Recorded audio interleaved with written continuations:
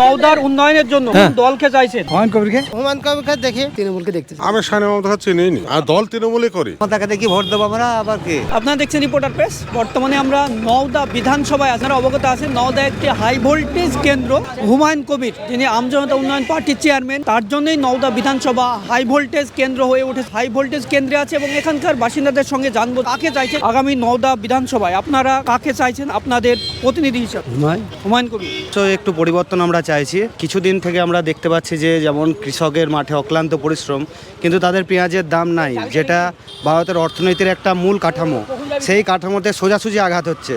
এটা রাজ্য সরকার এবং কেন্দ্র সরকারকে জনসাধারণের দিক থেকে তাকানো উচিত। রাস্তাঘাটের কোনো উন্নতি নাই, শিক্ষার কোনো উন্নতি নাই, প্রাইমারি স্কুলে এখন স্টুডেন্ট পড়েই না, সব প্রাইভেট স্কুল হয়ে গিয়েছে। চাইনা মমতা গত 5 বছরে কি উন্নয়ন আমাদের এখানে কাজ সেরকম ভালো করেনি, করেনি, তাও চাইছে পাশের লোক সেই হিসাবে যাচ্ছি। হুমায়ুন কবিরকে বাবরি মসজিদের জন্য নাকি কোনো উন্নয়ন হয়? বাবরি মসজিদ বাবরি মসজিদ আমি সানি মমতাকে চিনি নি, তো আমাদের সঙ্গে কোনো যোগাযোগও নাই, দেখা সাক্ষাৎ নাই। আমি সানি মমতাকে ঘৃণা করে এক কথায়, আর দল তৃণমূলই করি, ওর ব্যবহার ভালো না।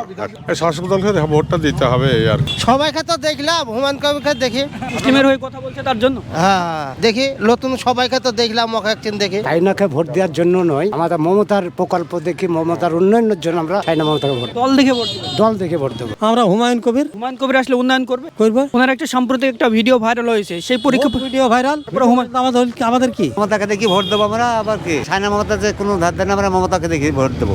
কন্টেস্ট হবে, তৃণমূল জিত। হ্যাঁ, মিথ্যা ভাইরাল। আরে একজনকে 1000 কোটি টাকা দিবে কেন? ও তো 200টা এমএলএ কিনতে পারবে বিজেপি সরকার। বিধানসভায় আমরা তৃণমূলকে দেখতে চাইছি। মমতা ব্যানার্জি যেভাবে উন্নয়ন করেছে পশ্চিমবাংলার, ওর বিকল্প কেউ নাই। সারা ভারতবর্ষের মধ্যে মুখ্যমন্ত্রী একটাই, সেটা মমতা ব্যানার্জি। রাজনীতির ক্ষেত্রে বক্তৃতা দিতে গিয়ে অনেকে অনেক কথাই বলে।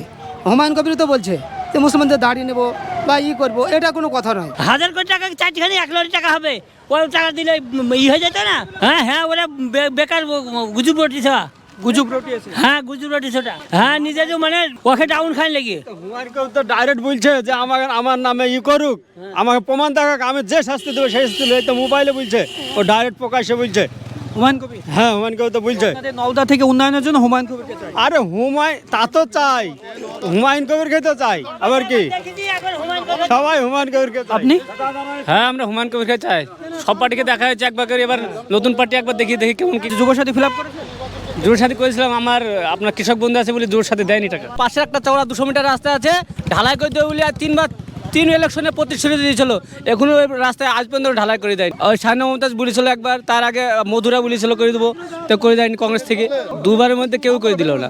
আমরা নওদা বিধানসভার 4টি অঞ্চলের জনসাধারণের সঙ্গে আজকে কথা বললাম। এখানকার মানুষের সঙ্গে কথা বলার পরে আমরা জানতে পারলাম এখানে মানুষের মধ্যে একটা মিশ্র প্রতিক্রিয়া। ধন্যবাদ।